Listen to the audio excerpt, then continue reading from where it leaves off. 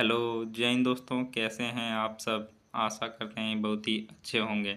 जैसा कि आप देख सकते हैं यूजी सेमेस्टर 2 2024 यह पेपर 2023-27 के सेशन में पूछा गया मेजर 2 पॉलिटिकल साइंस का है, जिसका आज हम देखने वाले हैं आंसर के साथ इस वीडियो में। Full answer with detail explanation के साथ। और इसको देखने वाले पेपर में कैसा क्वेश्चन पूछा जा रहा है आप लोगों के एग्ज़ाम में, तो इससे आप आकलन पर कर पाएंगे। और जो 2024-28 में अभी पढ़ रहे हैं उसका एग्ज़ाम डेट जैसा कि आप जानते हैं आ चुका है, वो भी देख पाएंगे। उसी के लिए पेपर डेडिकेटेड है, उसी के लिए बना रहे हैं ताकि वो जान पाए कैसा एग्ज़ाम में उस सबके क्वेश्चन आता है। तो देख सकते हैं यहाँ से आप लोग को पहला जो होता है परीक्षार्थी यथासंभव अपने शब्दों में लिखे, यानी यह निर्देश रहता है, इंस्ट्रक्शन। उसके बाद आप देख सकते हैं पहला क्वेश्चन है द लॉज पुस्तक किसने लिखी, तो इसका आंसर होगा प्लेटो। इसका आंसर मैंने लिया है नीचे, आप देख सकते हैं। चलिए बढ़ते हैं डायरेक्ट आंसर की ओर जंप करते हैं ताकि वीडियो लंबा ना हो। जैसा कि आप देख सकते हैं ये इसका पीडीएफ हमारे टेलीग्राम चैनल पर मिल जाएगा, जिसका लिंक यूट्यूब के कमेंट में होगा, वहाँ से आप जुड़ जाइएगा टेलीग्राम पर। उस आप लिंक वहाँ से पीडीएफ पा सकते हैं विथ आंसर। देख सकते हैं यही क्वेश्चन आए थे, जैसा कि आपने देख चुके होंगे। यहाँ से क्वेश्चन है who wrote the books of wrote the book the laws. शायद ये क्वेश्चन नहीं है। द लॉज पुस्तक किसने लिखी, प्लेटो। एक बार वेरीफाई करते हैं यही क्वेश्चन था।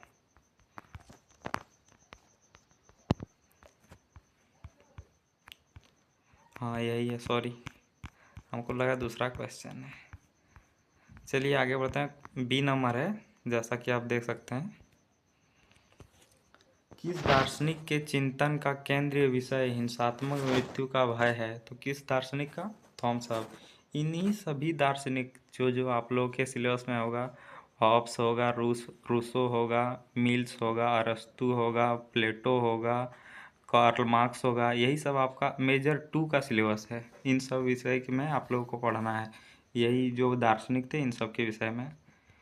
सी नंबर प्रश्न देख पा रहे होंगे, जे.एस. मिल किस अंग्रेज दार्शनिक के शिष्य थे, तो किस अंग्रेज दार्शनिक के शिष्य थे, तो इसका आंसर होगा जेरमी बेंथम।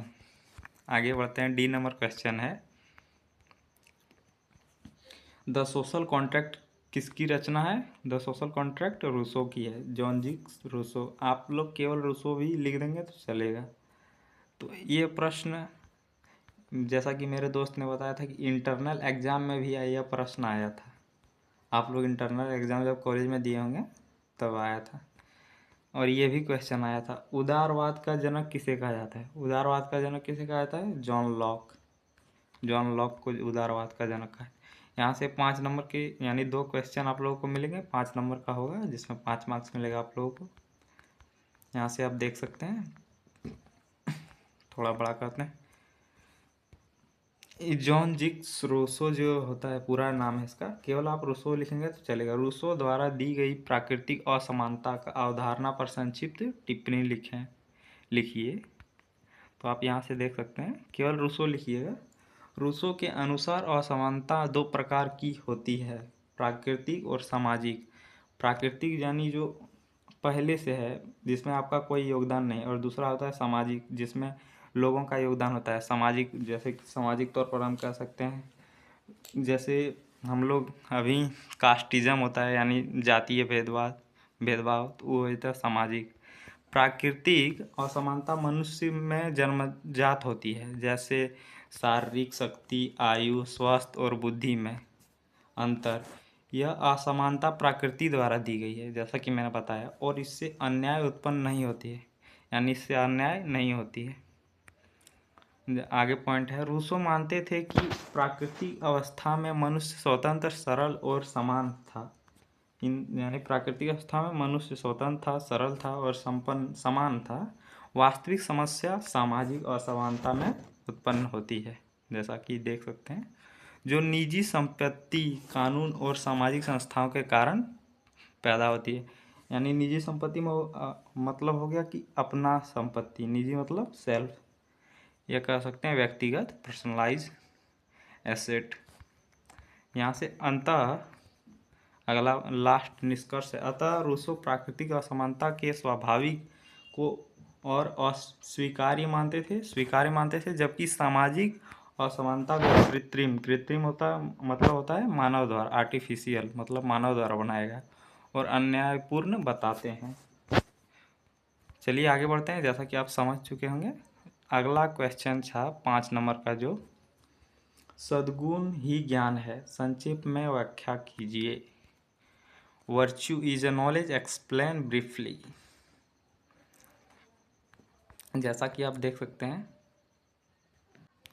सद्गुण ही ज्ञान है, यह कथन यूनानी दार्शनिक सुकरात का है। सुकरात के विषय में आप लोग जानते हैं, सुकरात किसका गुरु था? सुकरात प्लेटो का गुरु था। प्लेटो किसका गुरु था? अरस्तु का गुरु था। अरस्तु किसका गुरु था? सिकंदर। सिकंदर जो दुनिया को जीतना चाहता था, उसका गुरु कौन था? सिकंदर का गुरु अरस्तु था।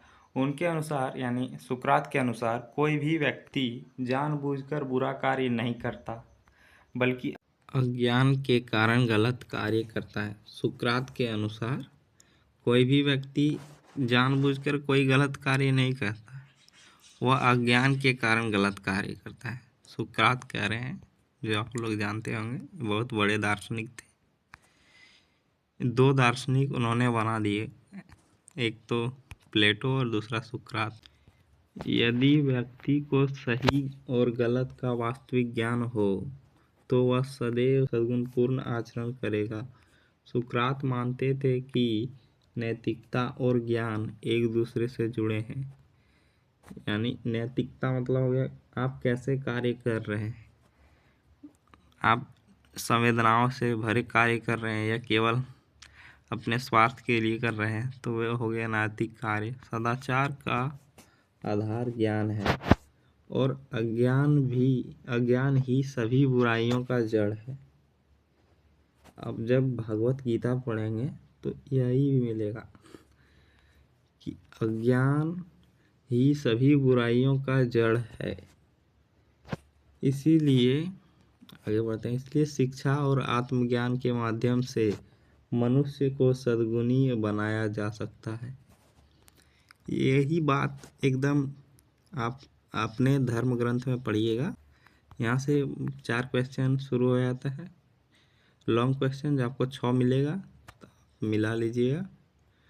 यहाँ से 6 क्वेश्चन मिलेगा आपको लॉन्ग क्वेश्चन 15 नंबर का, जिसमें 4 लिखना है। मैंने 6 का 6 आंसर लिया है।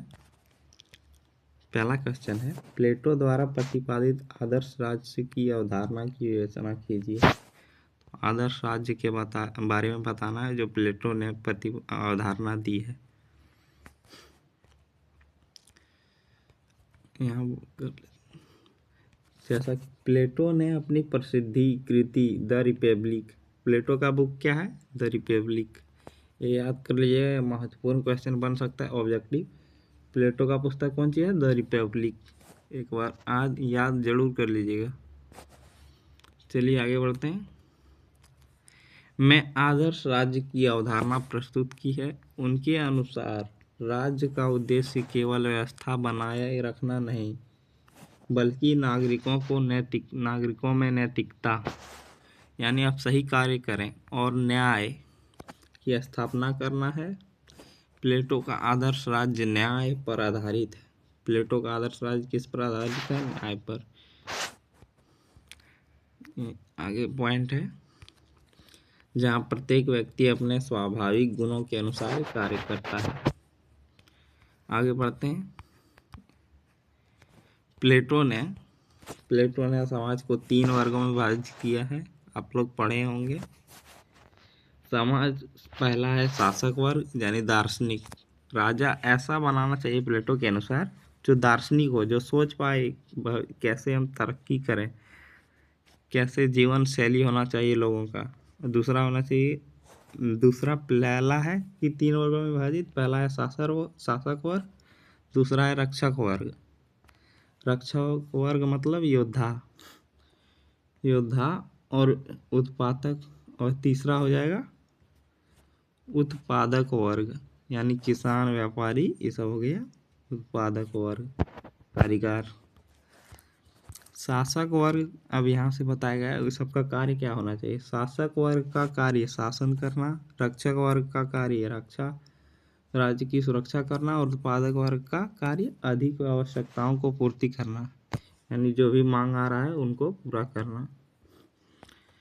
जब प्रत्येक वर्ग अपना कार्य ईमानदारी से करता है तब राज्य में न्याय स्थापित होता है, यानी जब हर व्यक्ति अब न्याय से कार्य करेगा बिना किसी लोभ, लालच, रिश्वत के, तो न्याय स्थापित हो जाएगा। आगे पॉइंट है, प्लेटो ने आदर्श राज्य में दार्शनिक राजा शासन करता है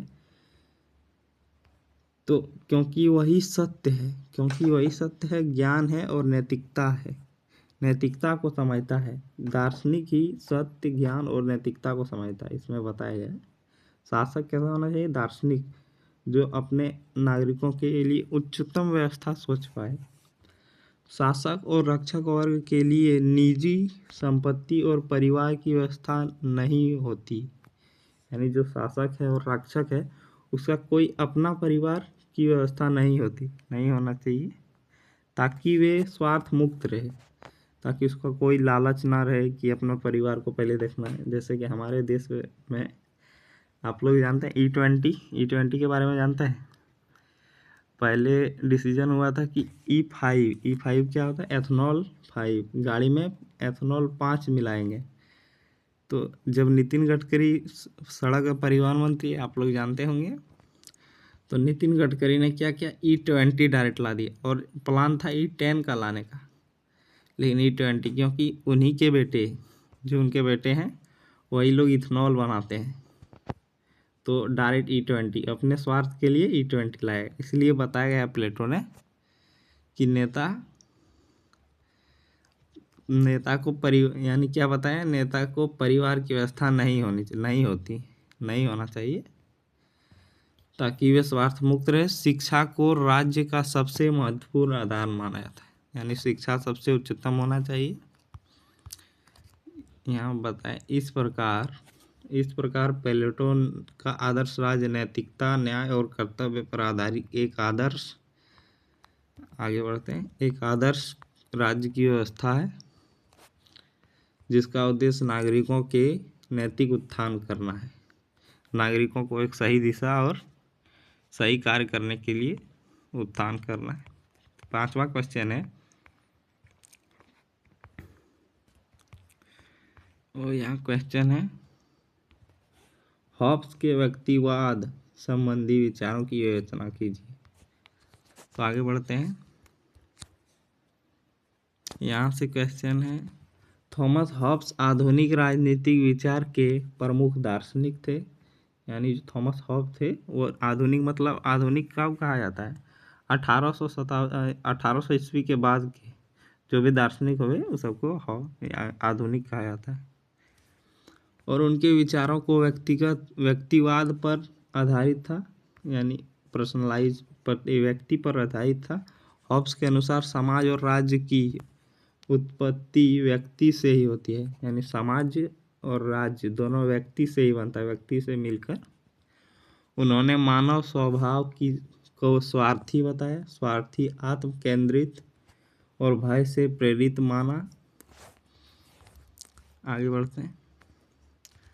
प्राकृतिक अवस्था में प्रत्येक व्यक्ति पूर्ण स्वतंत्र होता है, परंतु वह यह स्वतंत्र संघर्ष और असुरक्षा को जन्म देती है। यानी बता रहा है कि प्राकृतिक अवस्था में प्रत्येक मनुष्य पूर्ण स्वतंत्र होता है, यानी जब हम जन्म लेते हैं तो हम पूर्ण स्वतंत्र होते हैं, परंतु स्वतंत्रता और संघर्ष की और असुरक्षा को जन्म देती है जब हमें बाद में अपने पीढ़ियों के बारे में पता चलता है। अगला पॉइंट है, हॉब्स के प्रसिद्ध कथन के अनुसार प्राकृतिक अवस्था में मानव जीवन एकांकी, निर्धन, घृणित, पशुवत और अल्पकालिक होता है। प्रत्येक व्यक्ति अपने हित और जीवन की रक्षा के लिए संघर्ष करता है। यानी प्रत्येक व्यक्ति अपने कार्य के लिए संघर्ष करता है, यह सत्य।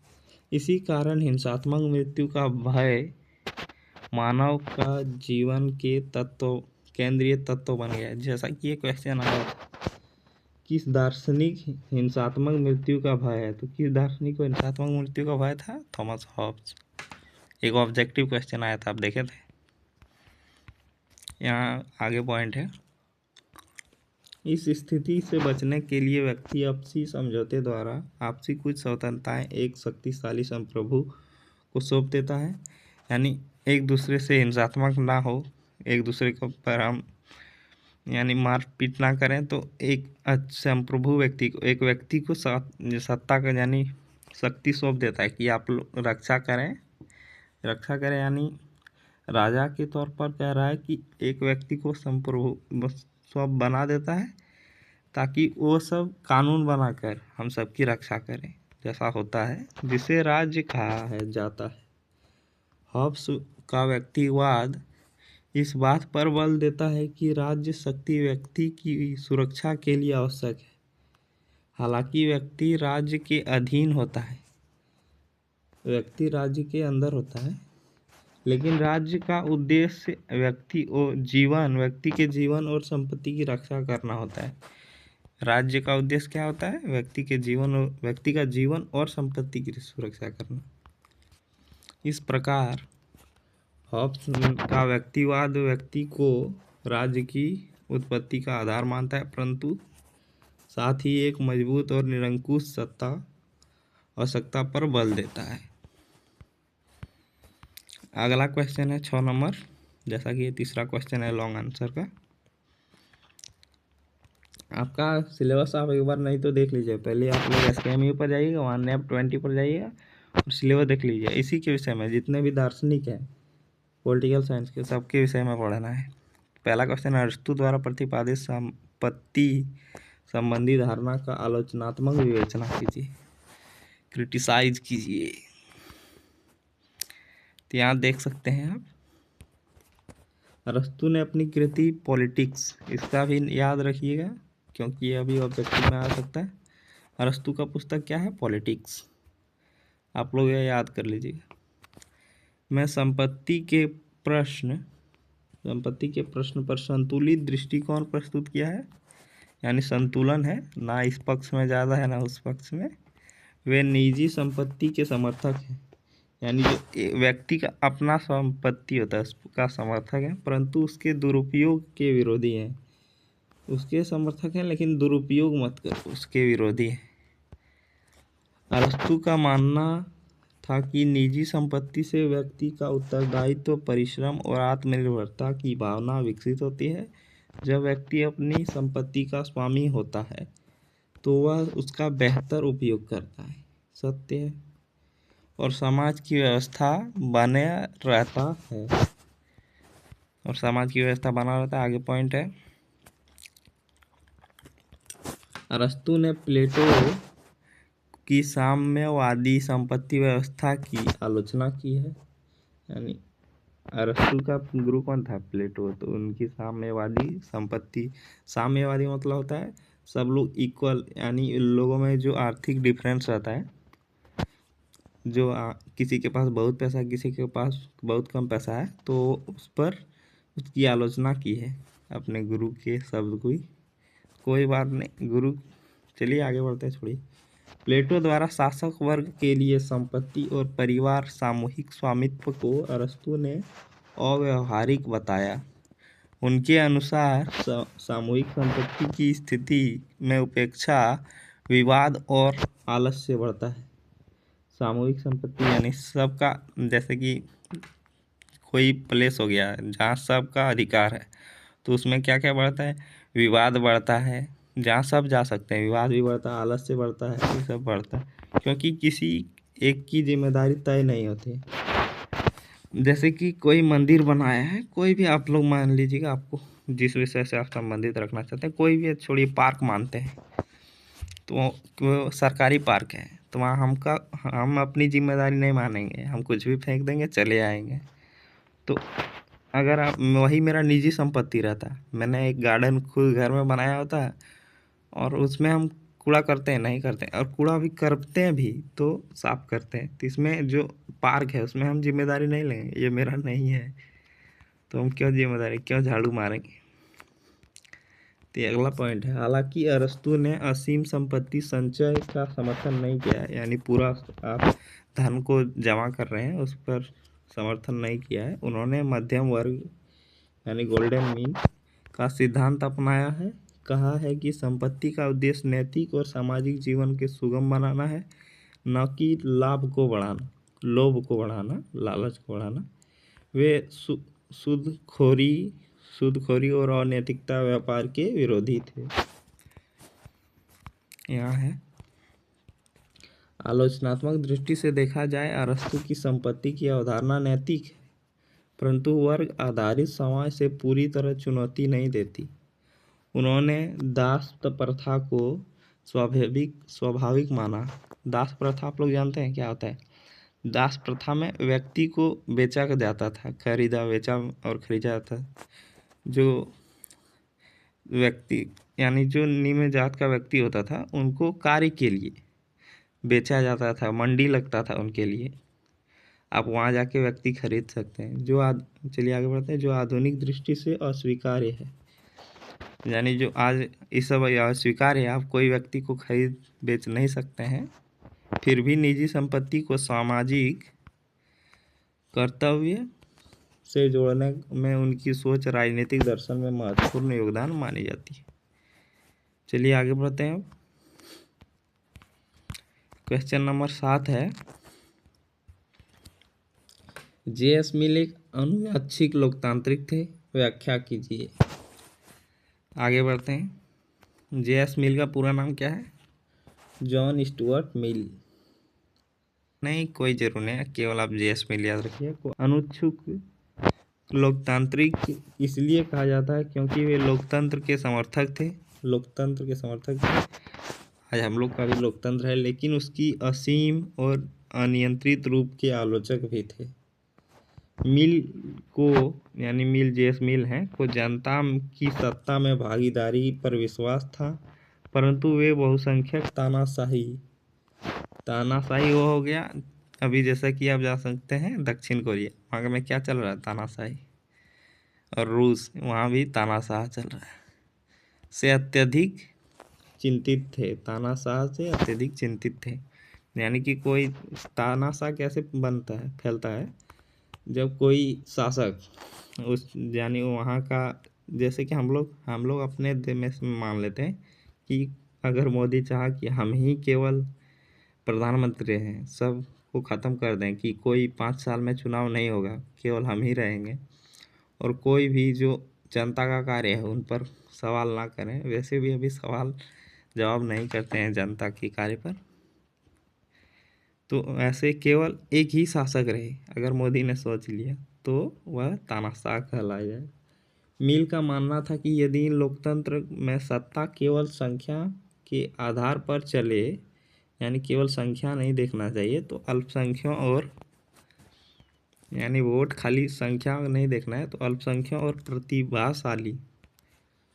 प्रतिभाशाली व्यक्तियों का अधिकार कुचल दिया जा सकते हैं। इसी कारण उन्होंने प्रतिनिधिक लोकतंत्र का समर्थन किया है, न कि प्रत्यक्ष लोकतंत्र का। वे शिक्षित और योग्य व्यक्ति को अधिक राजनीतिक महत्व देना चाहते हैं, यानी जो शिक्षित है, योग्य है, कैपेबल, वही को राजनीतिक महत्व देना चाहते हैं। आगे बढ़ते हैं। मिल ने बहुवोट प्रणाली, पुरलर वोटिंग यानी बहुत आप एक से ज़्यादा वोट कर सकें का समर्थन किया है, जिसमें शिक्षित व्यक्तियों को अधिक मत देने का अधिकार है। अगर आप शिक्षित हैं तो अधिक आप मत दे सकते हैं, इस प्रकार बता रहे हैं। इससे यह स्पष्ट होता है कि वे लोकतंत्र को जनता के हाथ में तो देना चाहते हैं, लेकिन पूरी तरह से नहीं। वे चाहते थे कि लोकतंत्र बुद्धिमत्ता और नैतिकता से निर्देशित हो, यानी केवल जो शिक्षित व्यक्ति है वही अधिक बार वोट दे सकता है। दार्शनिक का विचार है। हालांकि मिल अभिव्यक्ति की स्वतंत्रता यानी कुछ बोलने की स्वतंत्रता, अभिव्यक्ति मतलब कुछ आप बता सकते हैं, कुछ बोल सकते हैं, व्यक्तिगत स्वतंत्रता और समान अवसरों के प्रबल समर्थक थे। समान अवसर यानी सभी को अवसर मिले, उन सबके प्रबल समर्थक थे। उनका उद्देश्य लोकतंत्र को सुधारना था, न कि उसे अस्वीकार करना था। इसी द्विधात्मक दृष्टिकोण के कारण उन्हें अनिच्छुक लोकतांत्रिक कहा जाता है।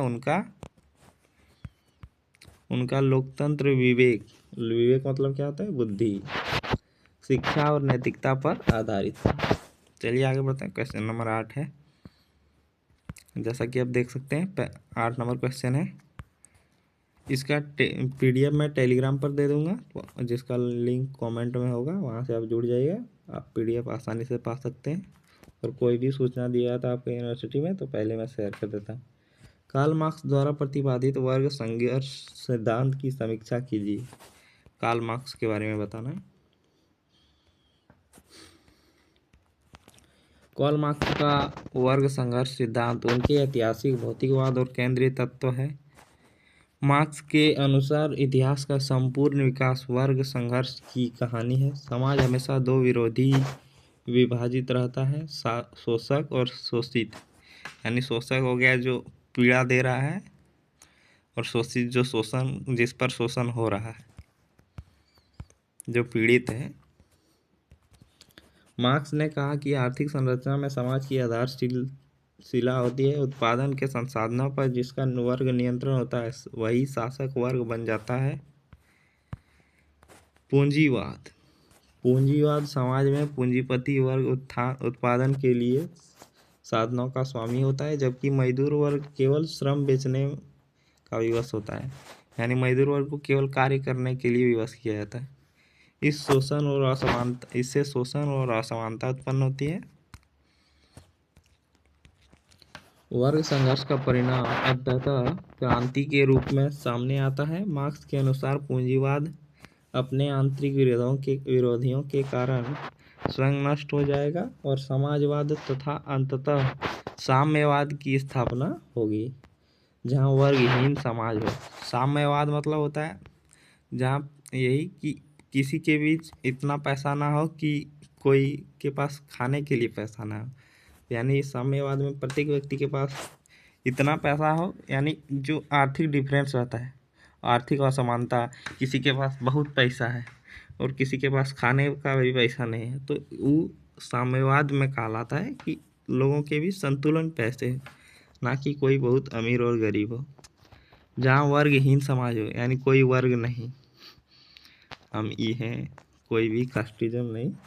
समीक्षात्मक दृष्टि से यह सिद्धांत सामाजिक परिवर्तन को समझने में अत्यंत उपयोगी है। आगे बढ़ते हैं। हालांकि आलोचकों का कहना है कि मार्क्स ने आर्थिक कारकों को अत्यधिक महत्व दिया है, यानी जो पैसा संबंधित है, वित्तीय संबंधित, उनको महत्व दिया है, और धर्म, संस्कृति, राजनीति की भूमिका को कम आंका है, यानी इन पर कम चर्चा किया है मार्क्स ने।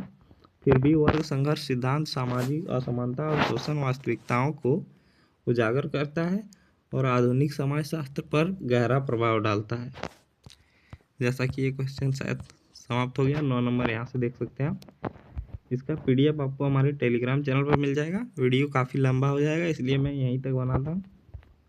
देख सकते हैं आप, इसका PDF आपको मिल जाएगा टेलीग्राम पर, आप ज्वाइन कर लीजिएगा और चैनल को सब्सक्राइब कर दीजिएगा, क्योंकि आपके एग्ज़ाम की तैयारी हमारी जिम्मेदारी है।